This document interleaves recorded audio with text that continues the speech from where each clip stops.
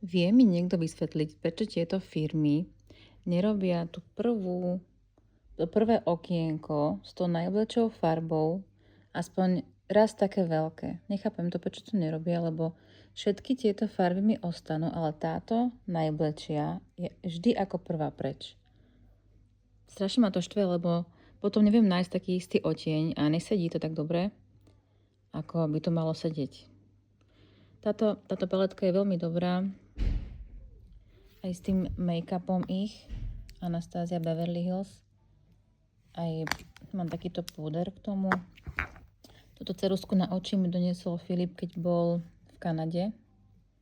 Je dobrá, fakt je dobrá naozaj. Táto značka je super, len ja fakt nechápem, prečo toto robia tie firmy, že neurobia tú najbližšiu farbu, ktorá sa používa najviac, lebo to oko sa dáva fakt do tej najbližšej najviac. Napíšte mi komentár, keď viete.